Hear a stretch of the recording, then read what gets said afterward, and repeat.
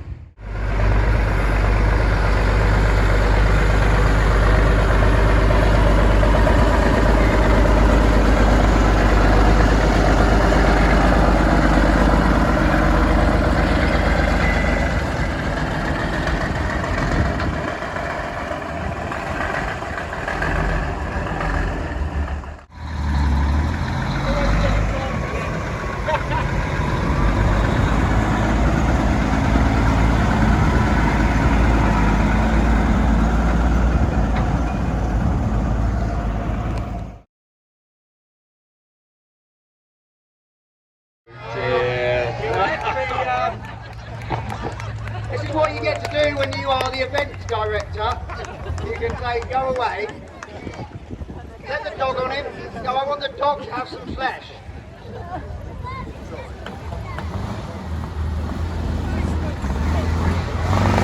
I'll send you a postcard.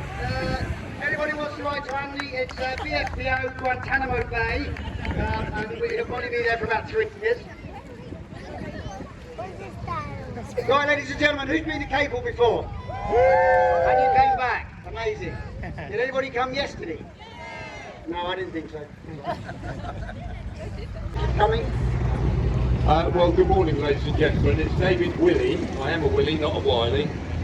Hey, right there. That's the Air Force. Anyway, let's look at some armour. First little vehicle driving past you. Canadian coffee, we might call it. He'll probably be insulted as I say that. It's something called the Lynx. It's a copy of a British armoured car called the Damer. The second piece of armour is Sherman. A1 with a cast hull. We'll look at these in a bit more detail in a moment as they come around. A high-speed tractor. All the running gear on the tank, but obviously not armour plated on the top for towing artillery pieces with. An American half-track. This particular half-track converted to be a tank destroyer with a smaller 105 gun on the top there. An idea we'll talk about with the Americans there. Another type of those tractors built on the street, guns across rough terrain. And we're privileged again, a second type of Sherman, an earlier type of Sherman. If we're trying to be spotty, look at the gun on that one compared to the one that came on earlier. Smaller gun, what's called a 75mm gun. That's the size of the hole across the end of the barrel, 7.5 centimetres. The longer barreled one is only 76mm, but it's a higher velocity gun. It fires around with more welly behind them. Another version of the American half-track there, just going past, used 16,000 of them made in various different configurations for all sorts of use given to the Allies as well as part of Lend-Lease. So you'll see them, even though it's an American vehicle, that one's in British markings.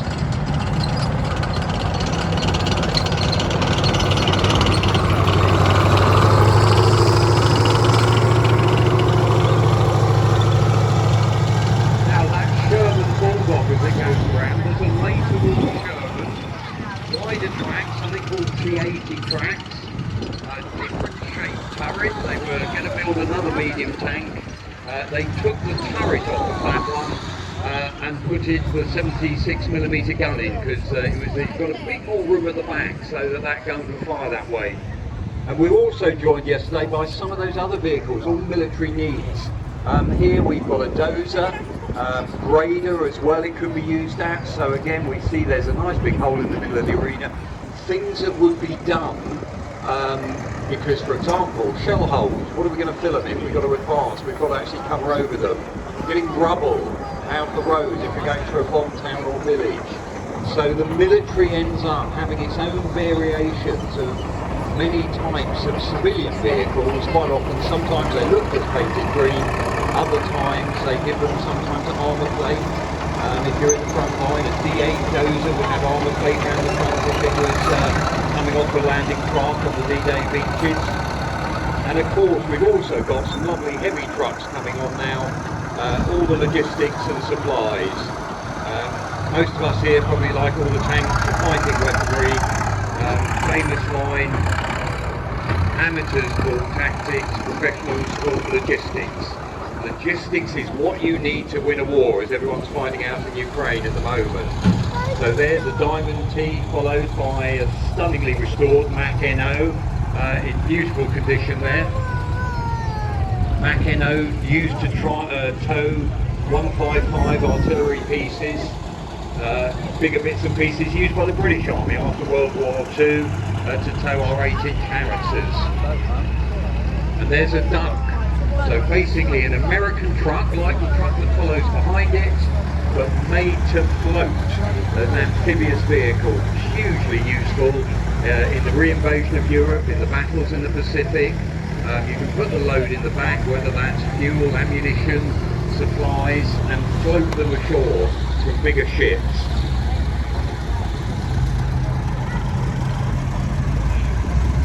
American trucks supplied not just to the American Army, of course, with so many of these vehicles. They're supplied to Commonwealth forces, Free French forces, and a huge amount to the Soviet-Russian forces.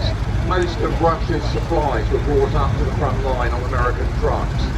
Because that was a bit embarrassing for Joseph Stalin after the war, they had many of those photos edited down to their archives. The Russians absolutely loved the Sherman tank. We gave them twin diesel Shermans. I say we, the Americans gave them as part of their lead. If you're really clever, you can find, as the Russians enter Berlin, some of the first tanks there are American Shermans. Another Diamond T, different bodies, different cab shapes, waiting on the back there in those tanks. Sometimes it would carry something like a Rogers trailer behind it, carrying a tank. You try and take your tanks on a low loader as often and as far as you can. Track mileage, in other words, how far you go on your track is always limited. Tracks wear out an awful lot quicker than tyres do. So whenever possible, they put them on a low loader and hope for the best that way, to actually carrying them off that way. You see some of the vehicles, they've got metal tracks. The differences between them in the war, rubber became in short supply, so metal tracks were put on some of the Shermans. Where rubber was available, rubber was used. Gave slightly better traction on roads, but not an awful lot difference to the experience of the country. But metal tracks can really make a mess of the road. So in Britain now, if you look at all NATO countries, Britain, all our track vehicles have to have rubber tracks on, otherwise they'd be scoring and ripping up the tarmac on certain days of the year, you know, when it gets a bit warmer. So that class has 76mm gun. This one made later in the war. They started producing the 76mm gun on Sherman tanks early in 1943. That particular tank was sold on, like so many Sherman tanks, to other countries. If it survived the war, carried on in use. That one was used by the Israeli armies. They called it a Super Sherman. He's converted it back. It had an even bigger gun on it. He's converted it back to start looking like a Sherman would have done in World War II.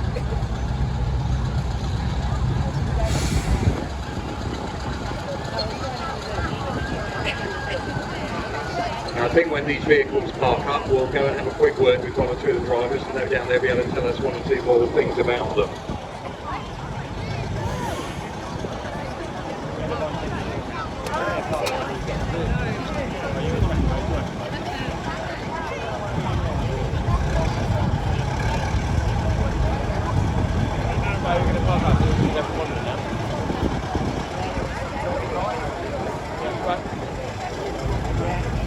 So let's go and have a look at one or two of the vehicles we've got here, talk to the drivers, see if we can find anyone that's awake after last night.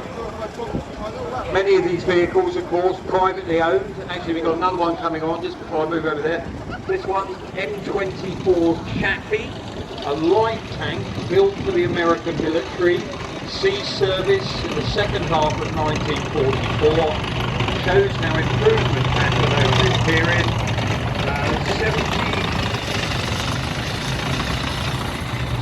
75mm gun on it, a gun that actually came off a B-24 Big Mitchell bomber. Amazingly, it can fire, and it recoils what they call concentrically. It goes back into a series of collars. They were using this on a bomber to try and hit ground targets. They realised the size of gun it would fit perfectly in a light tank. Angled irons, only about angled armour plate on the front of this vehicle, it only weighed about 18 tonnes. They could get it up to just over 30 miles an hour on the open road, so quite quick, and that was in service. This particular Chappie, as it parks up there, it's actually in the colours of a British tank commander, a guy called Bill Bellamy. You might be able to find his book out on the shops out there. That was used just briefly by British forces towards the end of the campaign in Northwest Europe. But again, a very small but fast vehicle. Light tanks used mainly for reconnaissance, for recce, protecting your flanks and your retreats if you have to retreat. Obviously not really there for taking on the bigger tanks, you haven't got the armour protection, but speed was one of your great advantages on a vehicle like that.